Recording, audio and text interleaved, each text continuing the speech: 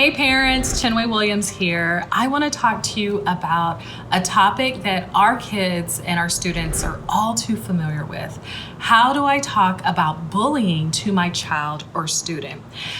This is a topic that's really interesting for parents because I think when we think about the bullying that happened when we were younger, it looked maybe like teasing, maybe some physicality, but what our kids and teens are experiencing right now is different. And unfortunately, research is showing that most kids and students have either experienced bullying or witnessed bullying in the school setting. And so also sadly, we know through research that kids who've experienced bullying and don't have that parental support can actually have long-range consequences.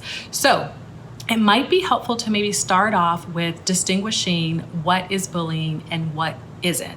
So most kids have been teased by, let's say, a sibling or even a friend or a neighbor at some point. But when it's not, really supposed to be harmful and it's meant to be playful, and people actually, both parties find it funny, that's not really a big deal.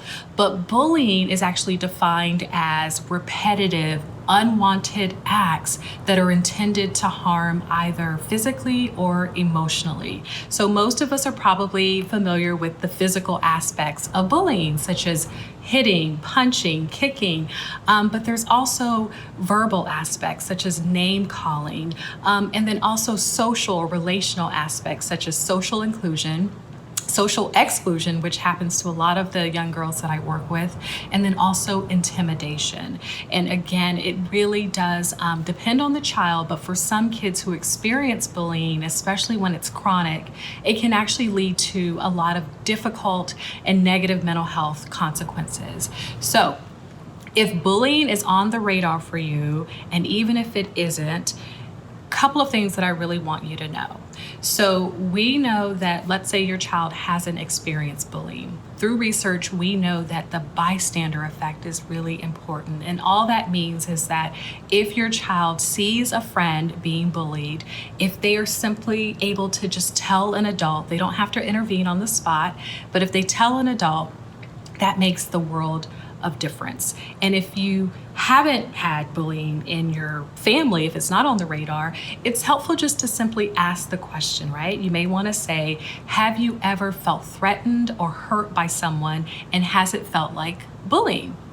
And listen to what your child or student says. And then you want to reiterate that bullies count on you to be silent. And there's safety in numbers. And so it's always so important to tell whenever you've been bullied or when someone that you know or care about is being bullied.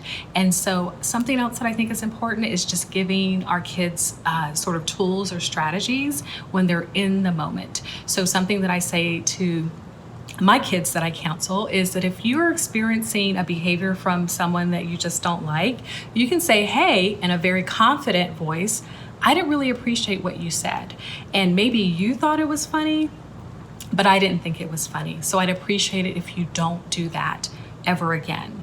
And so I think it's important for our kids and students to know the difference between being assertive and being aggressive. And standing up to a bully is being assertive. And then finally, if the behavior doesn't stop, parents, this is probably where we need to step in. And for our older students, our older children or students, you may get some pushback, so go ahead and expect that. They may say, no, mom, no, dad, I don't want you to get involved. You want to let them know that you're not gonna make any promises, but what you will do is to continue to monitor the situation, and that you also wanna reiterate over and over again that this is not their fault. So that's it for now. I hope these tips were helpful. Thank you so much for joining us.